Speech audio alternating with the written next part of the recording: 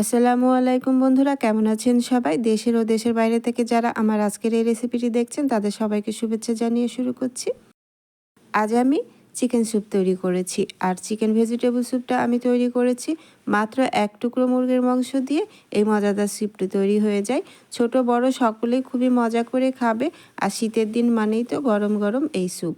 আর এরকম একটি স্যুপ থাকলে আপনার ডিনার অথবা ব্রেকফাস্টই হয়ে যাবে।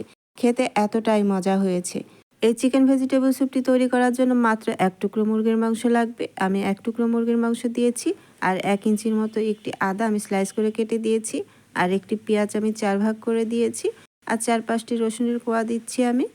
আর এখানে 6-7টির মতো গোলমরিচ দিচ্ছি, আর এখানে আমি পেঁয়াজ কুলি দিয়েছি একটি। এখানে আমি 1 লিটারের মতো পানি দিয়েছি, আর পানি দিয়ে এখন আমি খুব ভালো করে জাল করে নেব পানিটা। এদিক থেকে চিকেনটাও খুব ভালো করে সেদ্ধ হয়ে যাবে, আর আমার স্যুপ তৈরি করার জন্য চিকেন স্টকটাও তৈরি হয়ে যাবে।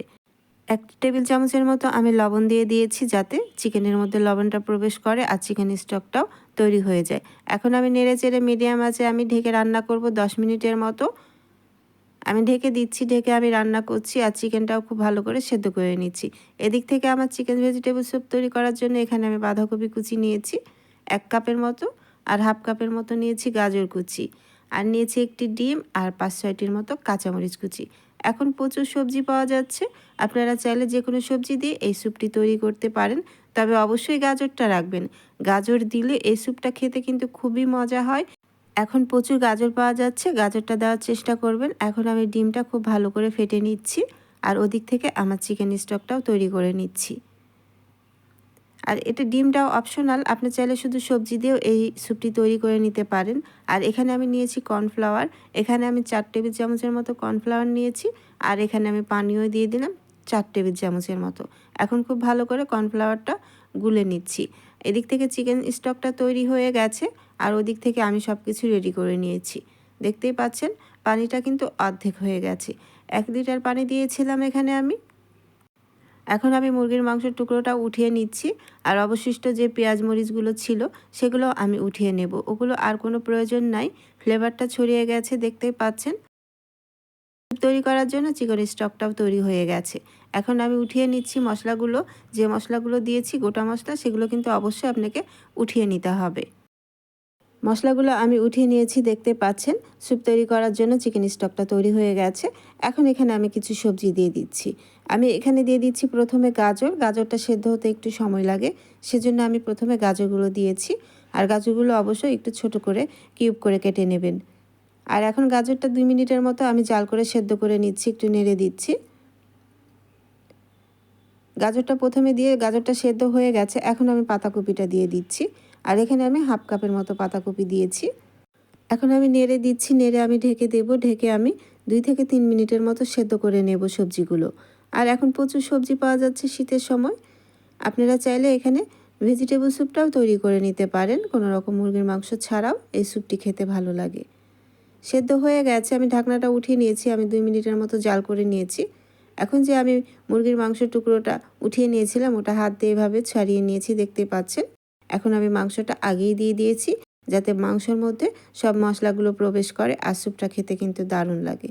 এখন আমি দিয়ে দিলাম হাফ টেবিল চামচের মতো লবণ, যেহেতু আমি আগেও লবণ দিয়েছি, লবণটা অবশ্যই বুঝে দেবেন।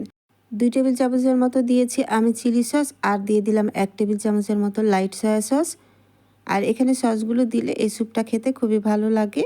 আর আমি চুলার আঁচটা মিডিয়াম করে রেখেছি। এখানে 2 টেবিল চামচের মতো আমি দিয়ে দিলাম টমেটো সস। আর এই টমেটো সসটা দিলে কিন্তু স্যুপটা খেতে খুবই মজা হয়। আর এখানে দিয়ে দিলাম 1 টেবিল চামচের মতো কালো গোলমরিচের গুঁড়ো। কালো গোলমরিচের গুঁড়োটা দেওয়ার চেষ্টা করবেন, তাহলে স্যুপটা খেতে কিন্তু খুবই মজা হয়। এখন আমি মিডিয়াম আঁচে বলক তুলে নিচ্ছি দেখতেই পাচ্ছেন। আর আগে থেকে যে আমি ডিমটা গুলে রেখেছিলাম, সেই ডিমটা এখন আমি চুলার আঁচটা মিডিয়াম করে দিয়ে ডিমটা আমি দিয়ে দেব।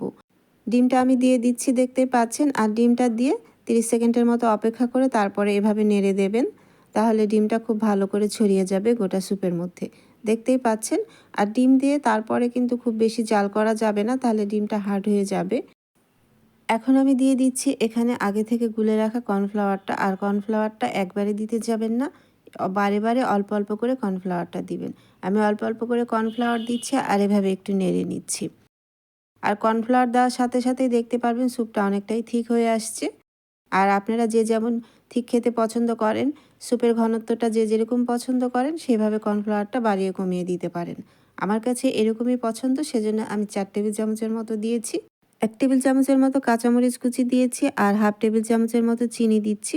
চিনি দিলে পরে এই স্যুপের ব্যালেন্সটা খুব ভালো আসে, খেতে খুবই মজা হয়।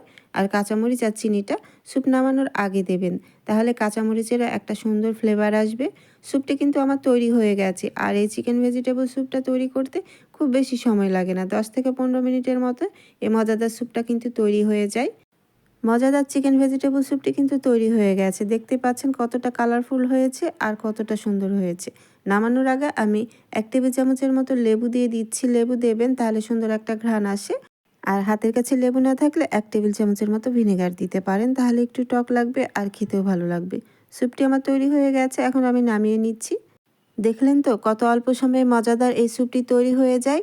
এরকম একটি স্যুপ থাকলে রাতের ডিনারটাও হয়ে যায়, আর সকালে এরকম গরম গরম স্যুপ খেতে তো আরও মজা হয়। সকালের ব্রেকফাস্টটাও কিন্তু হয়ে যাবে, এরকম মজাদার একটি স্যুপ তৈরি করে নিতে পারেন আপনি। আর খুবই মজা হয়। আর এত মজা হয়েছে খেতে, একবার বাসায় অবশ্যই ট্রাই করতে পারেন। আজ বিদায় নিচ্ছি। চলে আসবো আবারও অন্য কোনো নতুন ও সহজ রেসিপি নিয়ে। যারা আজকে আমার এই স্যুপের রেসিপিটি দেখছেন তারা অবশ্যই আমার ইউটিউব চ্যানেলটি সাবস্ক্রাইব করে রাখবেন ও একটি লাইক কমেন্ট শেয়ার করে দেবেন। আর পাশে থাকা বেল বাটনটি অন করে দেবেন। যখনই আমি নতুন কোনো ভিডিও আপলোড করব সবার আগে নোটিফিকেশন আপনার কাছে পৌঁছে যাবে। আর যারা ফেসবুক পেজ থেকে আমার এই সুপার রেসিপিটি দেখছেন তারা অবশ্যই আমার ফেসবুক পেজটি ফলো দিয়ে রাখবেন ও একটি লাইক কমেন্ট শেয়ার করে দেবেন। দীপা কিচেন্স মানে নতুন ও সহজ রেসিপি। আজ বিদায় নিচ্ছি, চলে আসবো আবার অন্য কোনো নতুন ও সহজ রেসিপি নিয়ে। আল্লাহ আপনাদের ভালো রাখুন, সুস্থ রাখুন, ভালো থাকবেন সবাই। আল্লাহ হাফিজ।